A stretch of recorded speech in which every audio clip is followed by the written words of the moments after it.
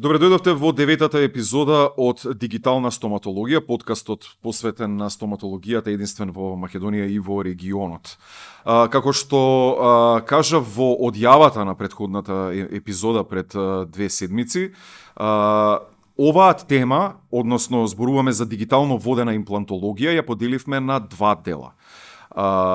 Тука е експертот за имплантологија, значи доктор Мартин Крмзов, уште еднаш кажувам добре дојде.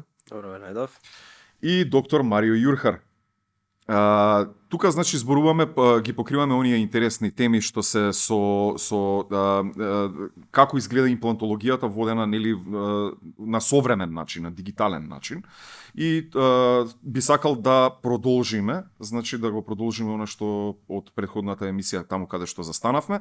Сега одиме малку на технички аспект, бидејќи ни требаше прво да разјасниме за сите, значи нели и за пациентите, особено за пациентите, значи што е она, што всушност значи имплантологија, оние основни некои методи што се користат, принципите како тоа функционира. Сега одиме малку на потехничкиот аспект. Значи би сакал првото прашање да ми биде посветено на поврзаноста на ЕКАД и на имплантологијата. Ако можеме да започнеме од таму. Вака, значи ЕКАД и имплантологија се сретнуваат во 2 случаи. Првиот случај е кога нели треба да се изработи протетска супраструктура над имплантот. И вториот случај е доколку значи решиме дека имплантна терапија ќе биде дигитално водена, во ЕКАД се дизајнира и се изработува хируршкиот гајд, односно водилка, која што нели како да кажам примарна за дигитално воден имплантолошки третман. Добро. Протетски воден имплантолошки третман. Може малку да разјасниме да влеземе во спецификите на тоа? Така, значи покрај тоа што е дигитално воден имплантолошкиот третман и протетски воден. Што значи тоа? Тоа значи дека ние кога ќе одлучиме дека ќе работиме со дигитален протокол на работа, пред се мораме да имаме 3D CBCT снимка. Тоа е едниот файл што ни е потребен и другиот файл што ни е потребен е интраорален скен од состојбата на пациентот. Овие 2 фајла кога ќе се спојат во посебен софтвер нели наменет за дизајнирање на овие хируршки гајдови, се преклопуваат буквално еден преку друг.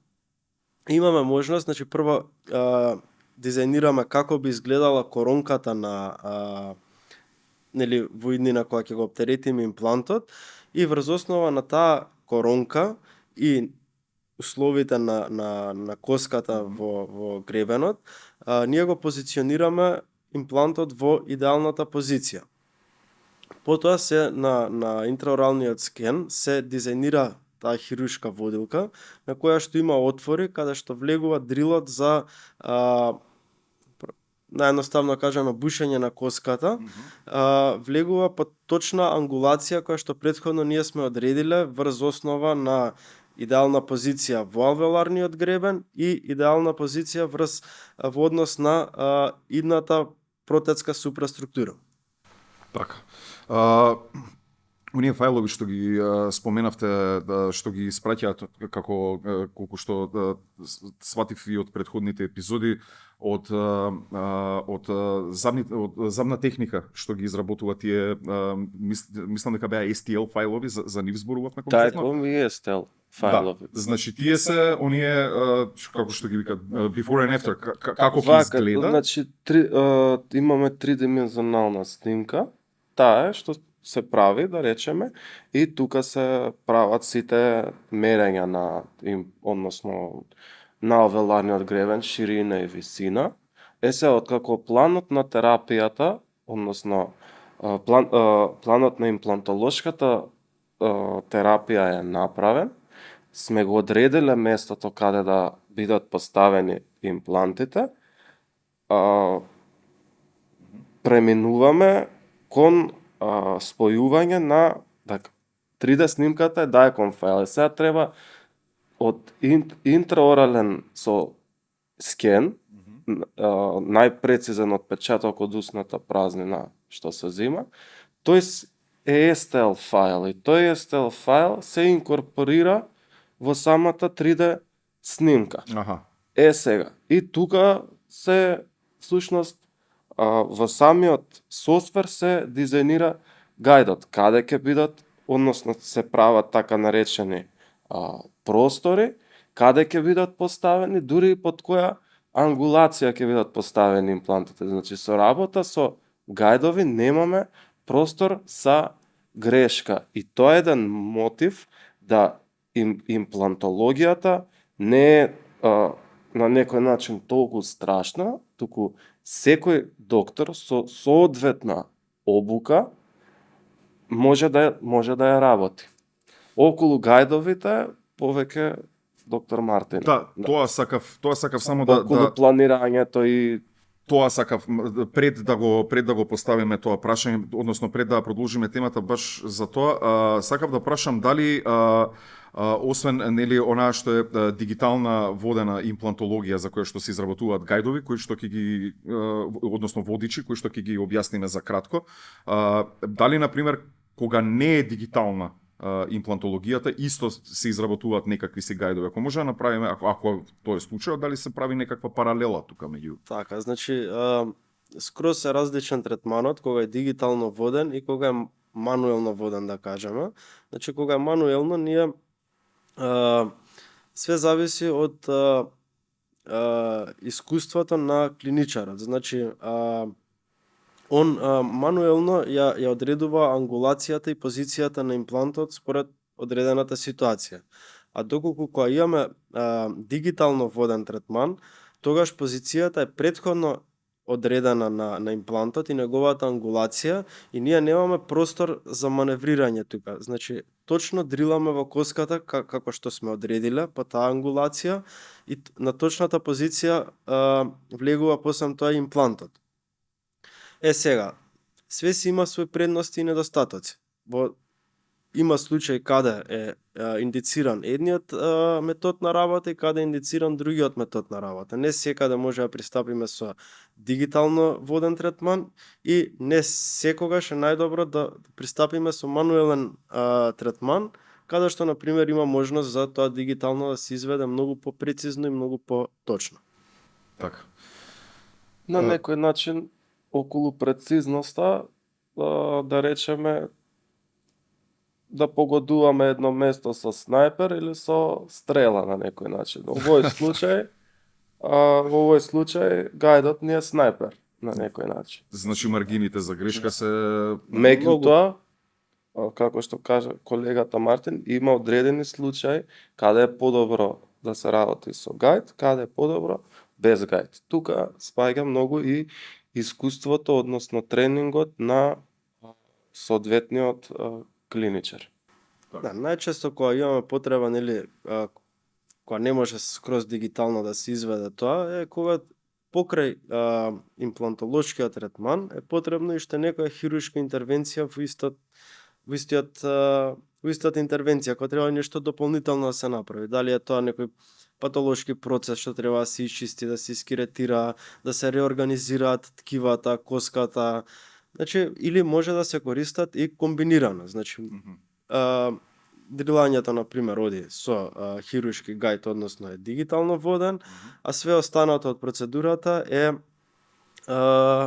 мануелно, односно сите тие киретажи, дополнителни или хируршки интервенции што се потребни.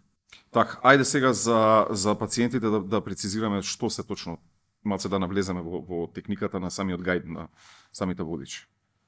Значи гајдот представува буквално како шаблона што се става преку преостанатите заби. Има се повеќе типови на гајдови, нели, каде што... Да ги објасниме чисто да... Да, значи гајдови каде што се работи во парцијална беззабост, односно каде што имаме останати заби во устата, меѓутоа недостасуваат 1, 2 или 3 заби. Или каде што имаме тотална беззабост, каде што нема ниту еден заб и каде што користиме хируршка водилка за, нели, позиционирање на имплантите. Кога се работи за тотална беззабост, малце покомплексно, затоа што немаме кај да потпреме водилката на заби природни како кои имаме при останата, туку мораме да ги фиксираме со пинови во коската. Нели, мекото ткиво ни е подвижно, цело време ни мрда и не можеме да најдеме фиксна една позиција. Меѓутоа, кога имаме преостанати заби, тоа е буквално како протеза, шаблона се става преку забите, фиксирано во една позиција, не може да мрда. И кај што е без забиот простор, има отвори под нели одредена ангулација што е претходно дизајнирана и точно во тој отвор влегуваат дриловите и дрилаат под посакуваната позиција каде што треба да се постави имплантот. Предноста е тоа што немаме хируршки резови, отварање на флапови, експонирање на коската, туку се работи минимално инвазивно, а травматски. Без разлика дали ќе биде мануелно или ќе биде дигитално спроведен третманот, мора да се запази принципот на атравматска работа. Тоа ни го овозможува, значи целата дигитализација, 3D снимката, без разлика дали ги изработиме гајд или не. Работата мора да испланираме претходно, така што нема да отвараме широки резови, нема да експонираме премногу коската, како што колегата Марио во претходните епизоди спомна, нели, колегите што не користат 3D снимка, на лице место ќе си отворат, ќе си измерат, ќе си проценат и ќе си видат. Што е инвазивна метода и која што... Така, што окей, да, ќе видиме, меѓутоа колкава траума ние ќе направиме за сето тоа да го видиме. Со помош на сите овие помошни алатки, ние си помагаме и на самите себе, меѓутоа и на пациентот му возможуваме по атравматска терапија. А тоа значи со помалце симптоми, помалце болки, односно многу попријатен третман, за разлика кога би бил тој агресивен и травматски и многу инвазивен. Тоа е на некој начин без снимка отвори, а ти може, а не може, ти не можеш да носиш, ке те затвори. И ти пак си направил ја претрпел траумата. Да, а вака Сме спуштиле рез, да. сме шиеле, значи сепак тоа е траума на ткивата и на околината. И нормално, доколку го сакаме естетски резултат од целата работа, а повеќето пациенти сакаат естетски резултат покрај функционален, мора да се запази таа травматска работа, значи да може ткивата да останат што поинтактни и нели да имаме покрај бела, убава и розева средина во насмевката. Така. Добро, во тој однос, значи за правиме муабет, значи за овие за типови на гајдови што ги споменавте. Според вашето искуство, со какви типови најчесто вие се работите? Па најчесто, најпрецизни гајдови се кога се потпрени на заби, кога имаме преостанати заби. Затоа што нема можност да гајдот се измести во одредена позиција. И јас како единствени можности за грешка ги гледам тука, значи во технологијата, во дизајнирањето и производството на самиот гајд. До сега тоа е мерено, истражувано и грешките се многу мали, што буквално незначителни. Сега, грешките може да потекнат тука од неубаво позиционирање на гајдот, недоволна контрола при работата, недоволно ладење на полето на работа. Значи, ова се све грешки што потекнуваат од човечки фактор, од недобро испланиран третман и недоволна контрола врз самата интервенција. Поточни се, да кажеме, попрецизни се гајдовите каде што се потпрени на заби, баш ради тој момент што се избегнува можноста за грешка за лошо позиционирање на гајдот, отколку кај, например, кога се тотално беззаби вилици, тогаш кога треба да ги потпреме на меките ткива и со пинови дополнително да ги фиксираме во коската, имаме поголеми шанси за грешка. Меѓутоа не значи дека не се точни или не се прецизни овие. Тоа сакам да го прашам, значи да е таква ситуацијата, има чаре, да речеме. И најновата технологија на изработување на гајдови и дрилови за дигитално водена имплантологија во однос на загревањето, како што спомнавме претходно, на хируршкото работно поле, превенирани сме што тие така се дизајнирани да има простор за ладење и се спречува ризикот од остане некроза по дрилањето, затоа што ако се зголеми многу температурата настануваат компликации. Може малку тоа остава некроза да го објасниме за што точно? Па остана некроза тоа е исто како било кое ткиво, кога нели ќе се изгориме и на кожата, имаме реакција и нели зависи од кој степен на таа изгореница може да ескалира до одредено ниво. Истото се случува и кога работиме ние во коската, која правиме таа контролирана траума, кога ја бушиме имплант алвеолата во коската. Значи инструментот дрилот со кој што се струга коската развива температура.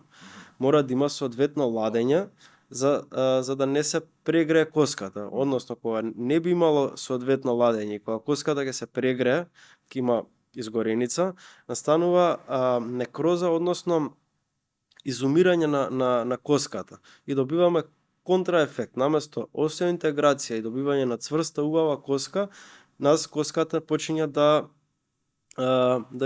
ни се ресорбира, да атрофира.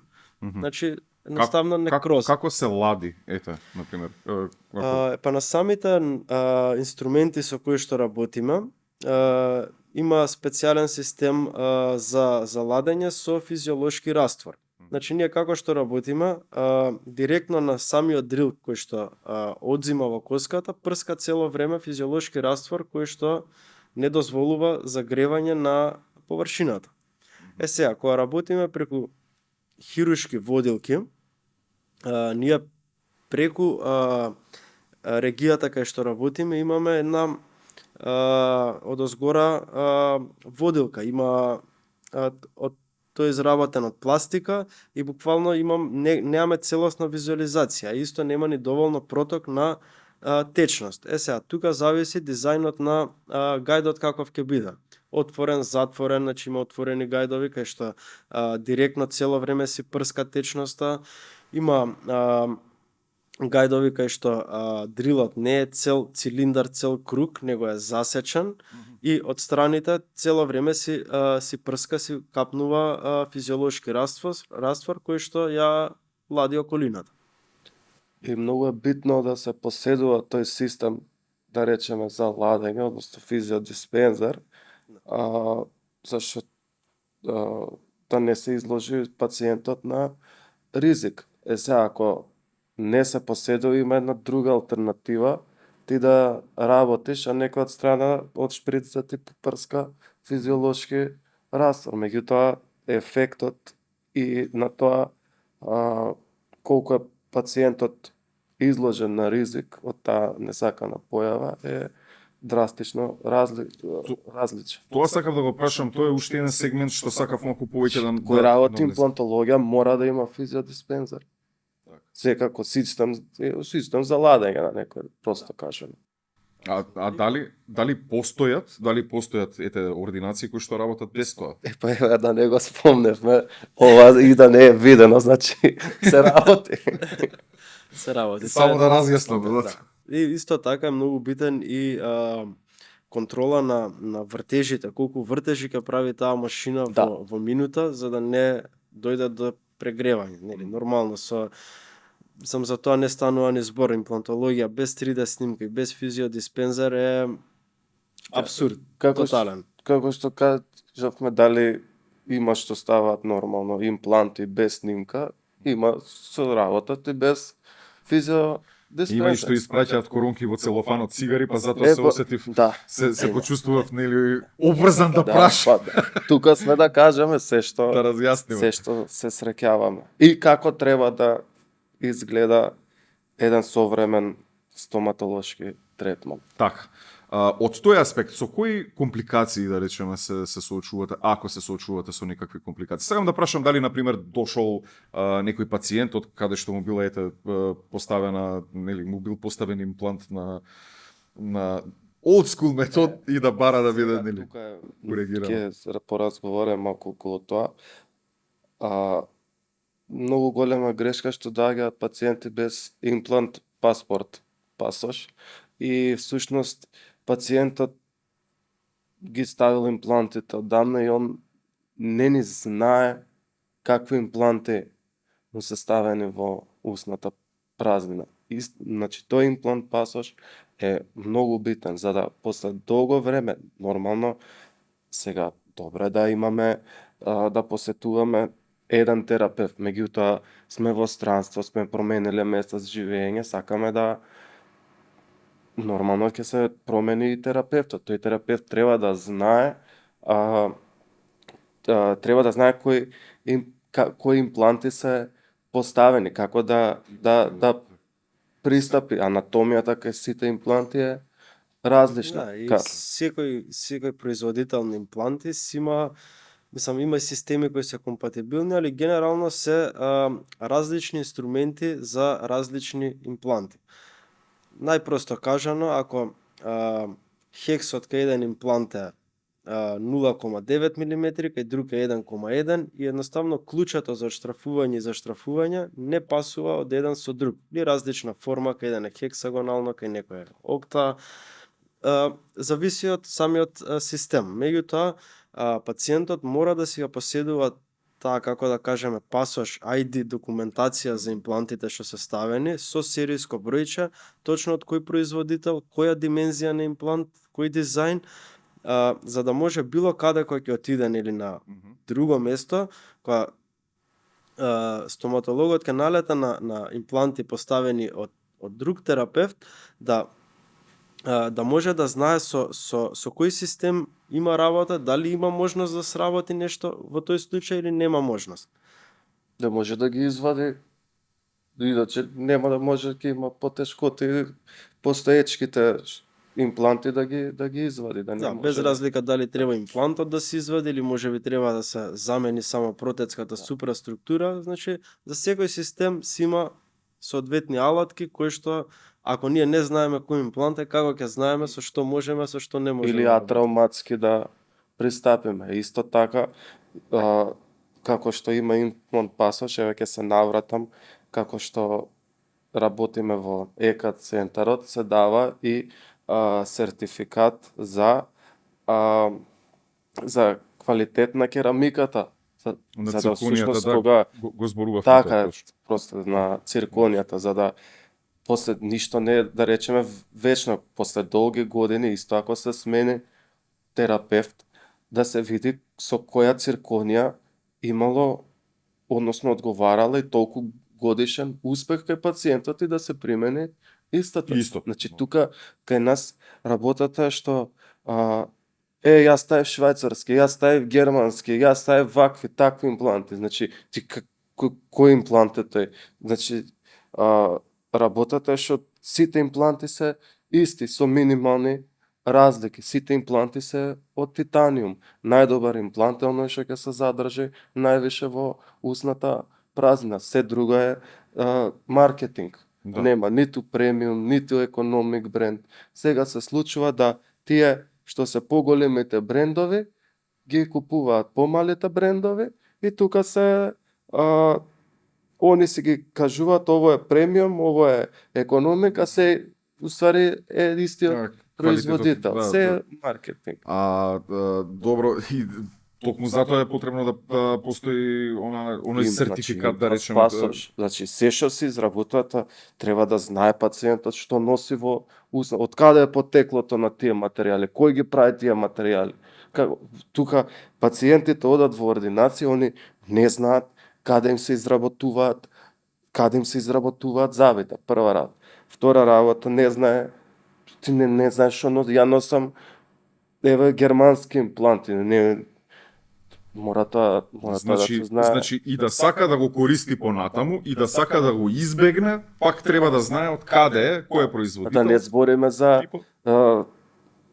нивото на хигиена каде што се изработува, тоа ќе збориме у инфекцијската контрола, у другите што следуваат. Да. За инфекцијска контрола, дека уште еднаш ќе напоменам дека планираме цела епизода да посветиме на тоа.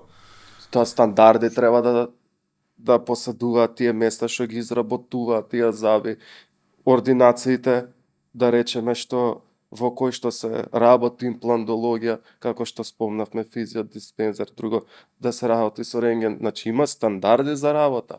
Сега проблемот е колку се запазени тие стандарди и дали некој влијае за да бидат запазени тие стандарди. Така, така. Може ли да се навратиме на она што ве прашав претходно за компликации, за оне мислам дека ја прекинавме темата. Да, малку излеговме, ама битно ако, беше да се не е кажат некој. Ова е подкаст, Да, ова е муавет. така, Да. така. На главното. Со какви компликации се соочувате, да речеме, ако постојат, сигурно постојат, мислам во се постојат компликации, тоа е тоа.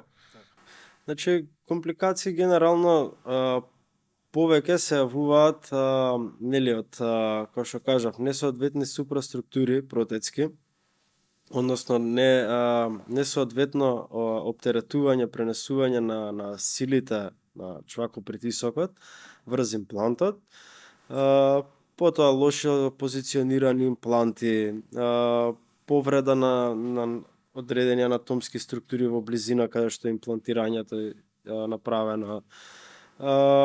Како што Орална кажа, хигиена, што е многу... оралната хигиена, да, дефинитивно. Тоа. Обично, мислам, јас барем на моите пациенти се трудам да им објаснам колку е битно додржувањето на оралната хигиена, затоа што они повеќето луѓе мислат, јас сега ставив, како да кажам, вештачки зап или имплант и го платив толку и толку пари, јас мојата работа ја завршив. веќе да бијам И зави. готово. Јас Сега тоа го решив проблем. Јас тоа им го порачав и на гледачите во една од претходните епизоди дека разјаснивме дека иако е ставена нели коронка, дека тоа не значи дека треба да престанете да си ги миете завите, многу едноставно. И уште многу побитна работа, не смете да престанете да доаѓате на завар, на контрола. Контролот, така. Значи мора да се прават контроли најмалце на 6 месеци, да се прати ситуацијата како и што е, нели, да имаме некаква компликација, што на време ја видиме и откриеме, можеме да реагираме и да превенираме.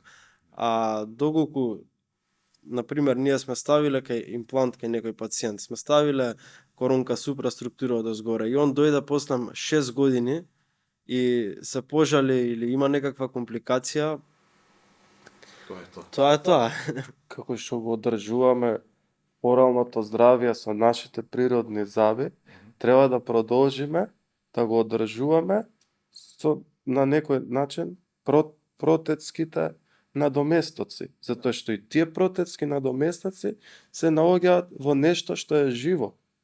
Значи, тоа е различно. Тоа што тука не ни страда конкретно, да кажеме, нас циркониумот или порцеланот или металот што и да е ставено како супраструктура или врз природен зап без разлика, тој материјал е постојано во контакт со биолошки ткива кои што нели реагираат на бактерии, на трауми, на несоодветни џвакопритисоци, така да мора да се води сметка, дури јас би рекол дека многу повеќе внимание треба да се посвети на хигиената кога станува збор за вештачки заби во устата, отколку кога човек ги има природните заби во устата. Така.